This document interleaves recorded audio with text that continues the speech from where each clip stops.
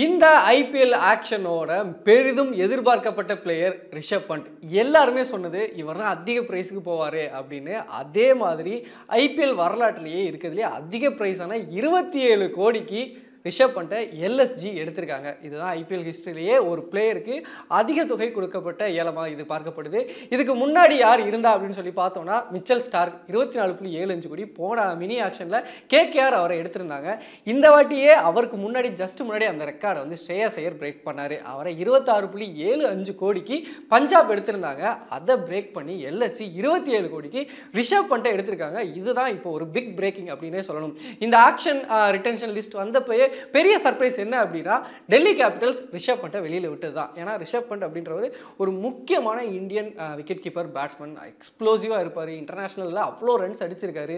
பல பிளேயர்ஸ் பல பெரிய பெரிய பவுலர்ஸ்லாம் வந்து தெறிக்க விட்டுட்டு இருக்கக்கூடிய ஒரு பிளேயரை எப்படி டெல்லி கேபிட்டல்ஸ் விட்டாங்க, அவங்க ரெண்டு பேரில் ஏதோ சிக்கல் இருக்குது அப்படின்னு எல்லாரும் பேசிகிட்டு இருந்தாங்க. அட் த சேம் டைம் இவர் எங்கே போக போகிறாரு எவ்வளோ போக போகிறாருன்னு அவங்களாம் கேட்டதை தாண்டி அவரே கேட்டுட்டு இருந்தார் ட்விட்டரில். நான் எந்த டீமுக்கு போனால் நல்லாயிருக்கும், எவ்வளோ காசு கொடுப்பாங்க அப்படின்ற மாதிரியான விஷயத்த அவரே கேட்டுட்டு இருந்தார். பட் ஆனால் எல்லாரோட பார்வையும் பலருமே கணிச்சது என்ன அப்படின்னா பஞ்சாப் கிங்ஸ்க்கு அவர் போவார் அப்படின்னு. ஏன்னா பஞ்சாப் வந்து ரெண்டு அன்கேப்டு பிளேயர்ஸை மட்டும் தான் ரீட்டைன் பண்ணியிருந்தாங்க.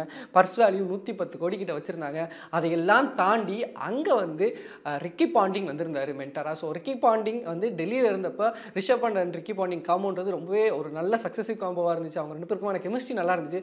ஸோ அவர் இங்கே வந்தனால கண்டிப்பாக ரிஷப் பண்ட்டை எடுத்துருவார்ப்பா, 27 கோடியோ 30 கோடியோ கண்டிப்பாக பஞ்சாப்க்கு தான் போவார் அப்படின்னா அங்கே தான் ட்விஸ்ட் இருந்துச்சு. அவர் போகக்கூடிய ரிஷப் பண்டோட பிரைஸ் அப்படின்றது கரெக்ட் தான். எல்லாருமே கிட்டத்தட்ட கெஸ் பண்ணிட்டாங்க. 25+ crores போவார், 30 crores இருப்பார் அப்படின்ற ரேஞ்சில் எல்லாருமே சொல்லியிருந்தாங்க. அதே மாதிரி 27 கோடிக்கு போயிட்டாரு. பட் ஆனால் சர்ப்ரைஸ் என்ன அப்படின்னா பஞ்சாப் எடுக்கலை.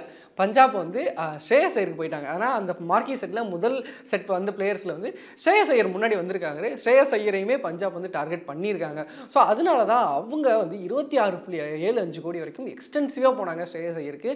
இவ்வளோ போவாங்க அப்படின்னு யாருமே எதிர்பார்க்கல. அதனால் ஸ்ரேயஸ் ஐயருக்கே அவங்களோட பர்ஸ் அப்படின்றது ரொம்பவே காலியாயிடுச்சு. அதுக்கு முன்னாடி ஹர்ஷ்தீப் சிங் அவங்க 18 crores ஆர்டிஎம் பண்ணி தக்க வச்சுருந்தாங்க. ஸோ இதுலேயே வந்து பெரிய பல்க் அமௌண்ட் வந்து பஞ்சாப் போயிட்டதுனால பண்ட்டுக்கு பெரிய லெவலில் போக முடியல. பட் ஆனால் பண்ட்டை வந்து எல்எஸ்ஜி வந்து எடுத்துட்டாங்க. எல்எஸ்ஜியுமே வந்துட்டு அவங்களோட கேப்டன் விக்கெட் கீப்பர் கேஎல் ராகுலை ரிலீஸ் பண்ணியிருந்தாங்க. போன வருஷம் நம்ம எல்லாருக்குமே தெரியும். அவங்களோட ஓனருக்கும் கேஎல் ராகுக்கும் கொஞ்சம் மிஸ் அண்டர்ஸ்டாண்டிங் இருந்துச்சு. அது வைடாக வந்து மீடியாலேயே எல்லா இடத்துலையுமே வெளியில் தெரியல அளவுக்கு இருந்துச்சு.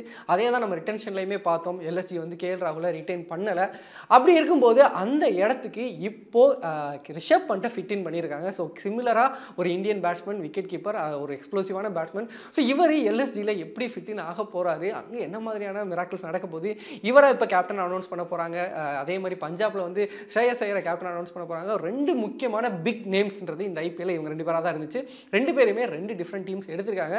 ஆனால் என்ன ஒன்று எல்எஸ்ஜியில் வந்து இவர் எந்த அளவுக்கு ஃபிட் ஆக போகிறாரு அப்படின்றத நம்ம பொறுத்துன்னு தான் பார்க்கணும். ஆனால் நியூஸ் என்ன அப்படின்னா ஐபிஎல் வரலாற்றிலேயே அதிகபட்ச தொகையான 27 கோடிக்கு ரிஷப் பண்ட் ஏலத்துக்கு போயிருக்காரு. அதை எடுத்தது எல்எஸ்ஜி.